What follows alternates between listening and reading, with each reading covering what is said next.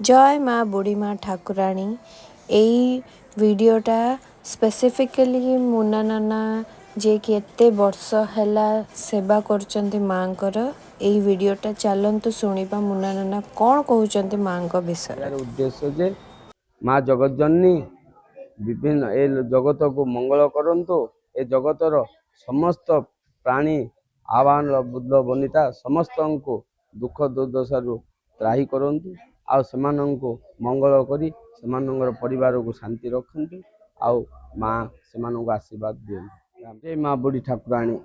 मो नाम मनोज कुमार गंतायत मो मंदिर हेरिटेज ट्रस्टी। माँगर माँ ब्रह्मपुर अधिष्ठात्री माँ बुढ़ी ठाकुराणी जगत जननी ए माँ जगतर मंगल कर समस्त भक्तंगर अशेष माने दुख दुर्दशा विभिन्न प्रकार समस्या दूर कर तत्संगे संगे ए जगत को मंगल कर माँ या माँ पाखे मोर प्रार्थना। आउ माँ विभिन्न स्थान विभिन्न भक्त आसी माँकर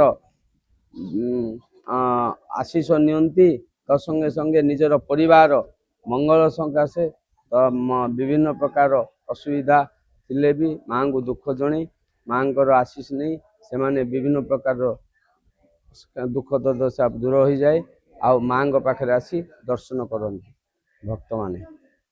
मु कहर उद्देश्य जे माँ जगत जननी विभिन्न ए जगत को मंगल करंतु ए जगतर समस्त प्राणी आह्वान बुद्ध बनिता समस्त को दुख दुर्दशारू त्राही करंतु आउ सेमानंको मंगल करी सेमानंगर परिवार को शांति रखंतु आउ माँ सेमानंको आशीर्वाद दियंतु या माँ पाखे प्रार्थना। आउ माँगर विशेष करी नवरात्रि बड़ पर्व नवरात्रि नवदिनात्मिक पूजा अखंड दीप तो संगे संगे माँ को बेलपत्र नारिकेल विभिन्न प्रकार मिष्टान सह नवदिनात्मक पूजा करा जाए। यह प्रथमश्च शैलपुत्री द्वितीयश्च ब्रह्मचारिणी तृतीयश्च चंद्रघंटा चतुर्थश्च स्कुमंडा पंचमश्च स्कंदमाता षष्ठश्च कात्यायनी सप्तमश्च कालरात्रि अष्टमश्च महागौरी नवमश्च सिद्धिदात्री दशमश्च दशभुजा। यही 10टा रूप माँ को दीर्घ 10 दिन व्यापी माँ को आह्वान कर माँगर महाअष्टमी दिन माँगर बलि भी पूजा संधि पूजा जहाँ को आम कहू सा अधनिशा रात्रि माँगर पूजा करा जाय थाए। ए नवरात्रि पूजा रे माँगर प्रिय सर्वप्रथम माँगर साण मेला दर्शन करा जाए। साण मेला कबाट खोला हुए भोर 5टारू तापर माँगर मार्जना करा जाए। मार्जना पर माँगर भक्त मान साण मेला दर्शन करा जाए। साण मेला दर्शन है पुणी 8टारे माँगर दही अन्न भोग करा जाए। पुणी 6:30 माँगर अन्न भोग करा जाए। पुणी 6:30 माँगर आरती करा जाए। 10टा बेले माँ को पुणी अन्न भोग कराई 11टा बेले माँगर पड़ करा जाए।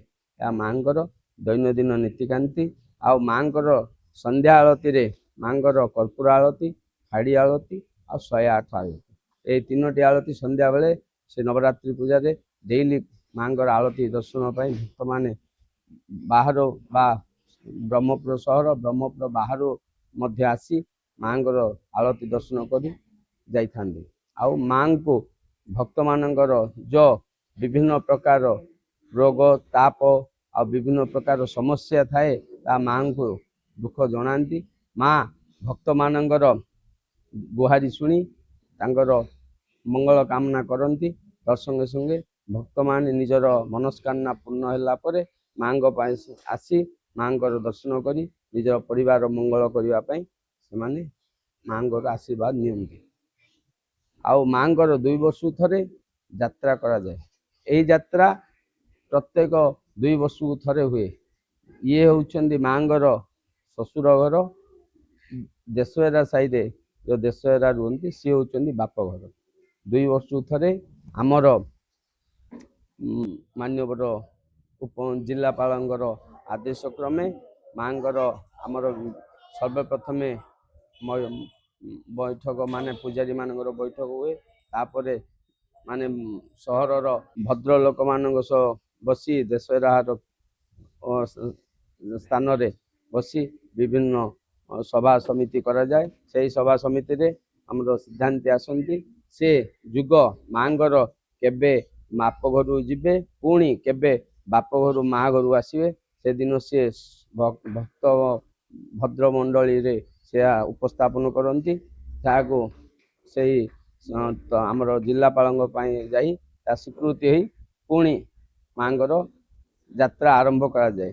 ଏହି ଯାତ୍ରା ଆରମ୍ଭ ଦିନ ମାଙ୍କର ଯେଉଁ ଫୁଲ ପୁଷ୍ପ ଇଟବଳା ଫୁଲ ଆସି ମାଙ୍କର ଗୋଟେ ଚାଙ୍ଗୁଡ଼ାରେ ଆସି ଅଖଣ୍ଡ ଦୀପ ଆସେ, ତା ସଙ୍ଗେ ସଙ୍ଗେ ମାଙ୍କୁ ଆବାହନ କରାଯାଏ। ମାଙ୍କର ଚତୁର୍ଦିଗ ବନ୍ଦନ କରାଯାଏ। ଚତୁର୍ଦିଗ ବନ୍ଦନ ହେଲା ପରେ ମାଙ୍କର ଅଖଣ୍ଡ ଦୀପ, ଆକାଶ ଦୀପ ମାଙ୍କର ଶୀର୍ଷରେ, ମନ୍ଦିର ଶୀର୍ଷରେ ଦୀପ ପ୍ରଜ୍ୱଳନ କରାଯାଏ।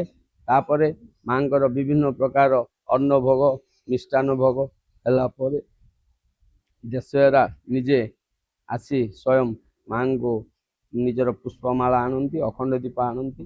ଆଉ ତାହାକୁ ଆମେ ସେବାୟତ ଭାଇମାନେ ମାଙ୍କର ମସ୍ତକରେ ରଖି ପୂଜାପୂଜି ନୀତିକାନ୍ତି କରୁ। ମାଙ୍କର ଆଜ୍ଞାମାଳ ଆସିଲା ପରେ ତାହା ଦଶହରା ସାହି ଯାଇ ଅସ୍ଥାୟୀ ମଣ୍ଡପ ଗୋଟେ ମନ୍ଦିର କରାଯାଇଥାଏ। ସେଇଠି ମା 3 ଦିନ ପରେ ମା ଘଟରେ ସ୍ଥାପନ କରାଯାଏ। ଘଟ ସ୍ଥାପନ ହେଲା ପରେ 3 ଦିନ ମା ନଗର ପରିକ୍ରମାରେ ବାହାରିଥାନ୍ତି। ସେ ସର୍ବପ୍ରଥମେ ଆମର ମୌରୀ ରଜାଙ୍କୁ ରାଜପ୍ରସାଦ ଯାଆନ୍ତି। ସେ ରାଜପ୍ରସାଦରେ ରଜାହାର ମାଙ୍କ ପାଖରେ ଆଳତି ହୁଏ। ଆଳତି ହେଲା ପରେ ମାଙ୍କର ବିଭିନ୍ନ ପ୍ରକାର ଭୋଗ ରାଗ ନୀତିକାନ୍ତି ହେଲା ପରେ ସେଠି ମା ସହର ନଗର ପରିକ୍ରମାରେ ବାହାରନ୍ତି। ଆମର ବ୍ରହ୍ମପୁରର ବିଭିନ୍ନ ସାହି ପ୍ରାନ୍ତରରେ ଆମର ଏଥି ପୂର୍ବରୁ ଆବାହନ କାଳରୁ ପ୍ରାୟ ଏବଂ ଆଲୋଚନାରେ 200 ରୁ 300 ବର୍ଷ ପୂର୍ବରୁ ବିଭିନ୍ନ ସାହିରେ ବିଭିନ୍ନ କଳାକୁଞ୍ଜ ବା ମେଢ଼ କରାଯାଇଥାଏ। ସର୍ବପ୍ରଥମେ ମା ରଜାହାରୁ ବିଭିନ୍ନ ସାହିକି ଯାଇ କଳାକୁଞ୍ଜରେ ପ୍ରଥମେ ଆମର ପୁଷ୍ପ ସ୍ଥାପନା ବା ଫୁଲ ପାଣି ପୂଜା କରାହେଲା ପରେ ସେମାନେ ବିଭିନ୍ନ ପ୍ରକାର କଳାକୁଞ୍ଜ ବା ରଥ ନିର୍ମାଣ କାର୍ଯ୍ୟ ଆରମ୍ଭ କରନ୍ତି। ତାପରେ କୁଞ୍ଜ ବା ରଥ କଳାକୁଞ୍ଜ କାମ ସରିଲେ ପୁଣି ମସ୍ତିଷ୍କ ଲାଗିବା ପାଇଁ ମା ସେହି ସାହିକି ପୁଣି ଯାଆନ୍ତି। ସେଠି ମାଙ୍କ ପାଇଁ ଭୋଗ ରାଗ ନୀତିକାନ୍ତି ଆଳତି ଫାଳତି ହୋଇ ସେ ମସ୍ତକ ଲାଗେ। ମସ୍ତକ ଲାଗିଲା ପରେ ମା ପୁଣି ଅସ୍ଥାୟୀ ମଣ୍ଡପକୁ ଫେରନ୍ତି। ଏମିତି ଆମ ସାହିର ବିଭିନ୍ନ ଆମର ସହରର ବିଭିନ୍ନ ସାହିର ପ୍ରାନ୍ତରରେ ଯାଇ ବିଭିନ୍ନ ପୂଜାପୂଜି ନୀତିକାନ୍ତି ହୋଇ ମା ଆସିଥାନ୍ତି। ଆଉ ମାଙ୍କର ଯେଉଁ ମାସେ ବା ଯାତ୍ରା ହେଲା ପରେ ଶେଷ ଦିନ ମା ବିଭିନ୍ନ ଘରେ ପୂଜା ପାଇଥାନ୍ତି ଘଟ ସ୍ୱରୂପରେ। ଯେଉଁମାନଙ୍କର ରୋଗ ତପ ବା ବିଭିନ୍ନ ପ୍ରକାର ସମସ୍ୟା ଥାଏ ସେମାନେ ମାନସିକ ଘଟ ସ୍ଥାପନ କରିଥାନ୍ତି। ସେମାନେ ମାଟି ଘଟ ବା ପିତ୍ତଳ ଘଟ ବା ବିଭିନ୍ନ ପ୍ରକାର ଧାତୁର ଘଟ ମାଙ୍କର ମନସ୍କାମନା ଲାଗି ସେମାନେ ନିଜର ମନସ୍କାମନା ପୂର୍ଣ୍ଣ ହେଲା ପରେ ସ୍ଥାପନ କରନ୍ତି। ସେ ଘଟ ସର୍ବପ୍ରଥମେ ଆମର ଦଶହରାର ଘରେ କଞ୍ଚା ଘଟ ପୂଜା ହୁଏ। ତା ସଙ୍ଗେ ସଙ୍ଗେ ପରେ ମାଉସୀ ମା ଘରେ ଘଟ ସ୍ଥାପନା କରାଯାଏ। ମାଉସୀ ମା ଘଟ ପରେ ପୁଣି ଭକ୍ତମାନଙ୍କର ଘଟ ପୂଜାପୂଜି ହୋଇଥାଏ। ଏହା ସକାଳ ଆମର ଅମୃତ ବେଳାରେ ପୂଜା କରାଯାଇଥାଏ। ଅମୃତ ବେଳା ପୂଜା ଆରମ୍ଭ ହେଲା ପରେ ପୁଣି ବିଭିନ୍ନ ପ୍ରକାର ଭକ୍ତମାନଙ୍କର ବି ଘଟ ପୂଜା କରାଯାଇଥାଏ। ପୁଣି ରାତ୍ର 12ଟା ବା 12:45 ଯେଉଁ ଅମୃତ ବେଳା ଥିବ ସେ ସମୟ ସେ ଦିନର ସେଠି ମା ପୁଣି ଅସ୍ଥାୟୀ ମଣ୍ଡପରୁ ବାହାରି ସର୍ବପ୍ରଥମେ ରଜା ଘରକୁ ଯାଆନ୍ତି। ରଜା ଘରେ ଦର୍ଶନ ଦେଇ ସେମାନେ ଆମର ଯେମିତି ରୁଟ୍ ରାସ୍ତା ଥାଏ ତାହା ସେଇ ରାସ୍ତା ଦେଇ ପ୍ରତ୍ୟେକ ଛକରେ ସେ ଏରିଆର ଲୋକମାନେ ଆସି ରୁଣ୍ଡ ହୋଇଥାନ୍ତି। ରୁଣ୍ଡ ହୋଇ ସେ ମେଇନ୍ ଘଟ ସହିତ ମାଙ୍କ ସହିତ ମିଶି ସେ ଅସ୍ଥାୟୀ ମଣ୍ଡପରୁ ସ୍ଥାୟୀ ମନ୍ଦିରକୁ ଆସିଥାନ୍ତି। ଆଉ ମାଙ୍କର ବିଭିନ୍ନ ଭକ୍ତ ହଜାର ହଜାର ଲକ୍ଷ ଲକ୍ଷ ଭକ୍ତ ଘଟ ସ୍ଥାପନ କରିଥାନ୍ତି। ନିଜର ମନସ୍କାମନା ପୂର୍ଣ୍ଣ କଲା ପରେ ସେମାନେ ଲାଷ୍ଟ ଦିନ ଆଣି ସେଇ ଘଟ ଯାକ ମନ୍ଦିରରେ ବିସର୍ଜନ କରିଥାନ୍ତି। ପୁଣି ଯାଇ ମା ସ୍ନାନ କରି ପୁଣି ଆସେ ମାଙ୍କର ଯାହା ନୀତିକାନ୍ତି ଥାଏ ତାହା ସେଦିନ ସରିଲା ବେଳେ ସେ ନୀତିକାନ୍ତି 12ଟା ଅଧେ 12ଟା ହେଇଯାଏ ଦିନ ମାନେ ରାତ୍ର ସାରା ଅନିଦ୍ରା ରହି ଲାଷ୍ଟ ଶେଷ ଦିନ ମାଙ୍କର ଭକ୍ତ ମାନେ 12ଟା ଘଣ୍ଟେ ବେଳେ ପୁଣି ନିଜର ସ୍ନାନ ଫ୍ନାନ ସାରି ଆସିଥାନ୍ତି ନିଜର ମନସ୍କାମନା ପାଇଁ ଆଉଥରେ ନଡ଼ିଆ କଦଳୀ ଭୋଗରାଗ କରି ପୁଣି ଗଲା ପରେ ସେମାନେ ଫୁଲ କି ପାଣି ସ୍ପର୍ଶ କରିଥାନ୍ତି। ଏହା ମାଙ୍କର ମହିମା। ଆଉ ବର୍ତ୍ତମାନ ଆମର ମନ୍ଦିର ପୁନରୁଦ୍ଧାର ଚାଲିଛି। ଏହି ପୁନରୁଦ୍ଧାରରେ ମାଙ୍କର ଗଲା 2023 ପରେ ମାଙ୍କର କାମ ଚାଲିଛି। ବର୍ତ୍ତମାନ ମାଙ୍କର 60% କାମ ସରିଲାଣି, ଆଉ 40% କାମ ଅଛି।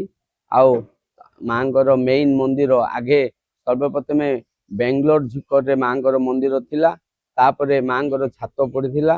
ବର୍ତ୍ତମାନ ମନ୍ଦିରର କୁଣ୍ଡା ପଥର, ଏ କୁଣ୍ଡା ପଥରରେ ହିଁ ମନ୍ଦିରର କାମ ବର୍ତ୍ତମାନ ଚାଲିଛି। এই ମନ୍ଦିରର ପାର୍ଶ୍ୱ ସ୍ଥାନ ଗୋଟେ ଥିଲା ମାଙ୍କର, ସେଇଠାରେ କଲ୍ୟାଣ ମଣ୍ଡପ ଆଉ ମେଇନ ମନ୍ଦିର କୁଣ୍ଡା ପଥରରେ ତିଆରି ଚାଲିଛି। ବର୍ତ୍ତମାନ ଆମର ରାଜ୍ୟ ସରକାର ଅନୁଦାନ ଦେଇଛନ୍ତି, ସେଇ ଅନୁଦାନରେ ମନ୍ଦିର ଆଉ କଲ୍ୟାଣ ମଣ୍ଡପ ବିଭିନ୍ନ ପ୍ରକାର ଉନ୍ନତିମୂଳକ କାମ ମନ୍ଦିରର ବର୍ତ୍ତମାନ ଚାଲିଛି।